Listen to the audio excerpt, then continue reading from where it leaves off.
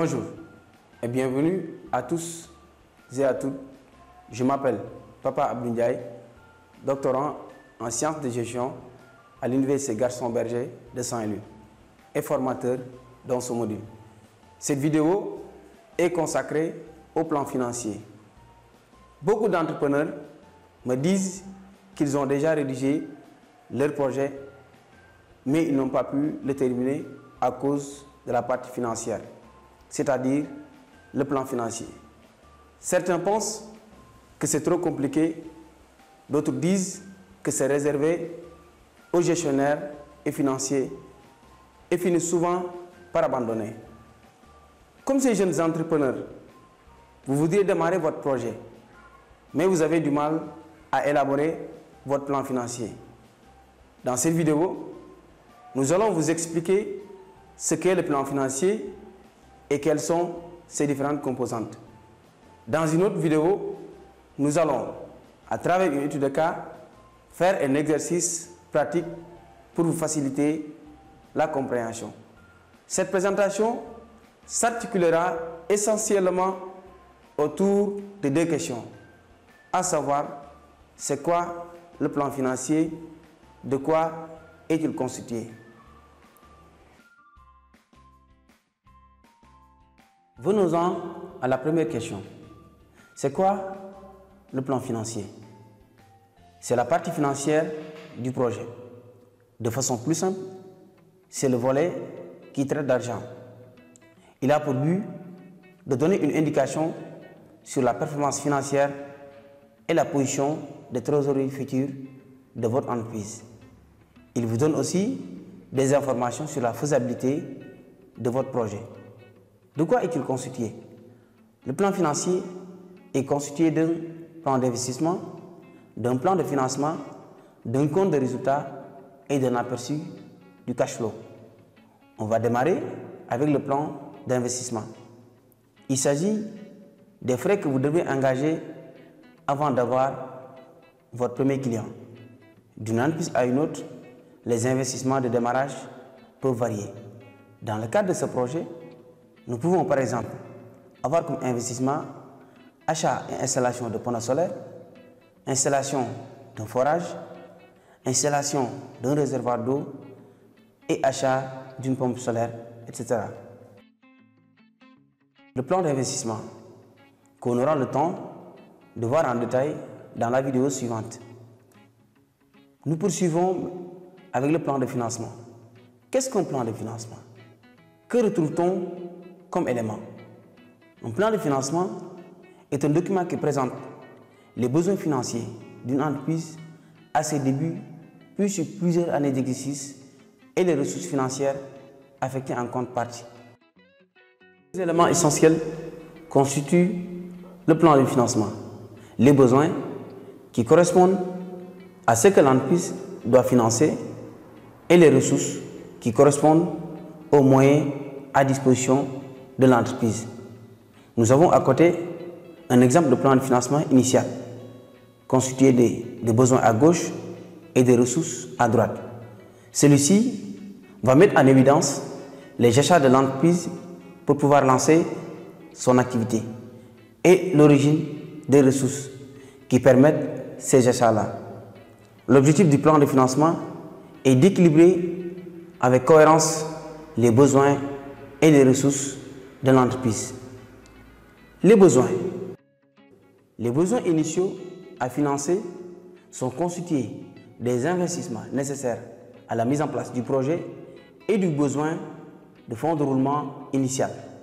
Le fonds de roulement initial est une proportion des charges annuelles d'exploitation. Il est destiné à financer les charges jusqu'à ce que les premières recettes du projet puissent le faire. Dans le cadre du projet d'Alune, les jeunes agripreneurs, le fonds de roulement est constitué des frais de maintenance du matériel et des charges du personnel.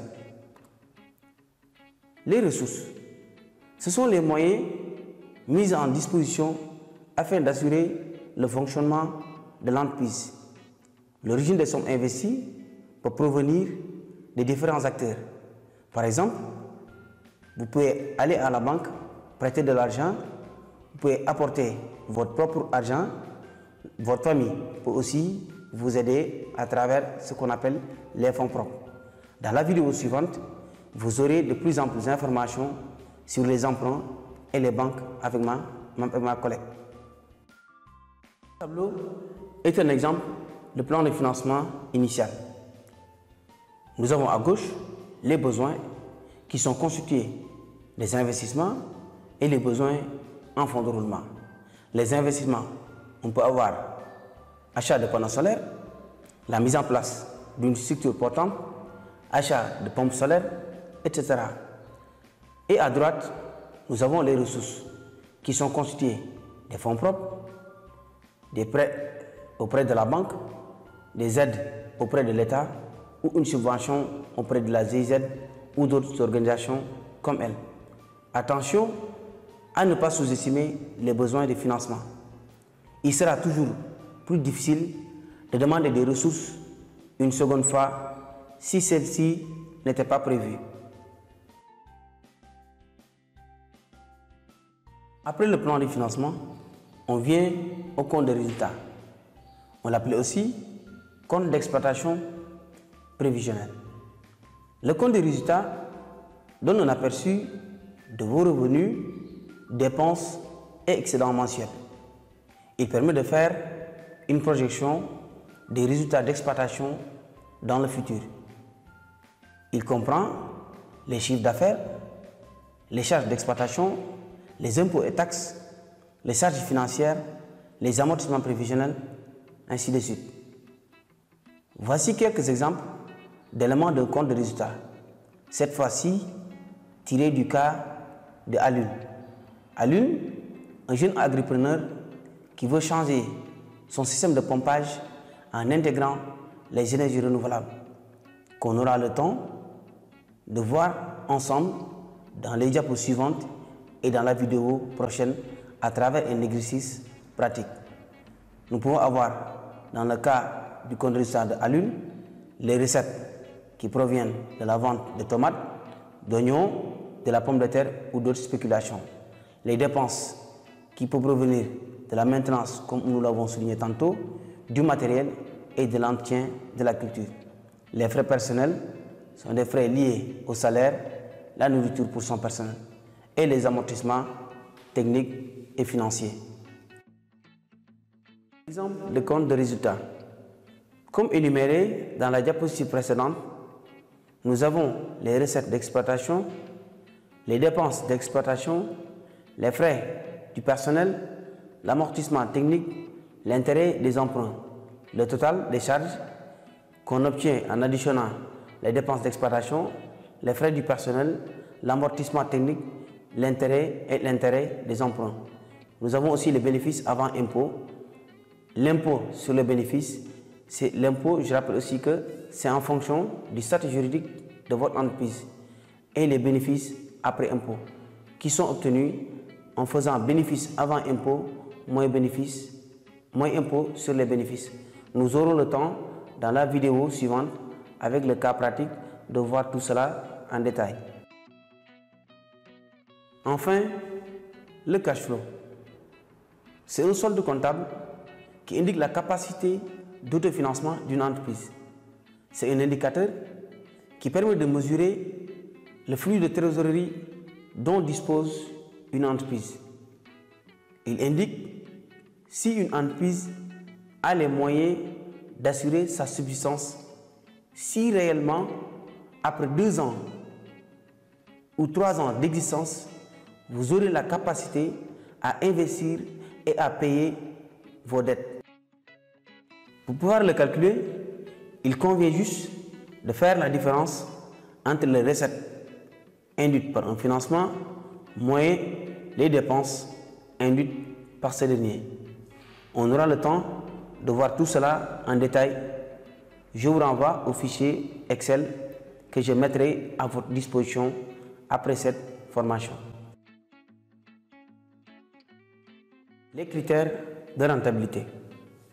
Il est important de pouvoir prouver à terme le potentiel économique d'un projet.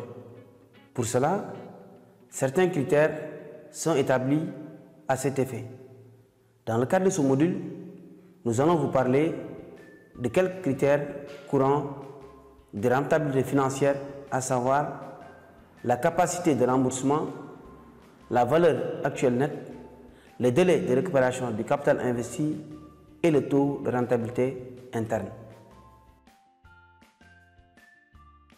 La capacité de remboursement. La capacité de remboursement d'un emprunt est le montant des liquidités qui peuvent être dégagées par l'emprunteur à l'échéance pour rembourser sa dette. Pour le calculer, il convient juste de chercher en premier lieu les bénéfices qui sont obtenus en faisant revenus ou recettes moins coûts ou charges avant de soustraire les dépenses personnelles. C'est un indicateur très recherché par la banque. Vous aurez les détails dans le fichier Excel. Actuel net. C'est un indicateur financier qui est utilisé pour apprécier la rentabilité d'un investissement. Elle nous indique si l'investissement est à réaliser ou non. Une valeur actuelle nette positive signifie que le projet est rentable. Dans le cas contraire, le projet ne doit pas être financé. Théoriquement, elle est obtenue en faisant la différence entre la somme des flux de trésorerie et le montant de l'investissement initial. Pour les calculs et autres, je vous renvoie à la prochaine vidéo et au fichier Excel pour plus de détails. Le délai de récupération du capital investi. C'est le délai qui doit s'écouler avant que les flux de bénéfices d'exploitation ne puissent complètement couvrir le capital investi. Il démontre à quelle période l'entreprise ou le projet récupère le montant du capital investi. Tout projet dont le délai de récupération du capital investi est inférieur au délai maximum attendu, il sera retenu. Inversement, tout projet dont le délai de récupération du capital investi est supérieur au délai maximum attendu, il sera rejeté. Le taux de rentabilité interne. C'est un indicateur qui vient en complément à la VAN, c'est-à-dire la valeur actuelle nette.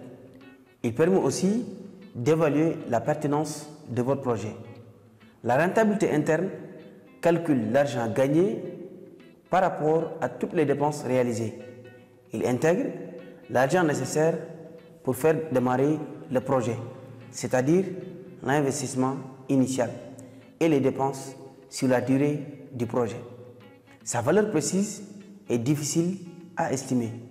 La meilleure estimation est donnée par les tableurs, soit c'est des logiciels ou bien le fichier Excel. Je vous renvoie au fichier Excel et je mettrai aussi des liens pour vous faciliter la compréhension.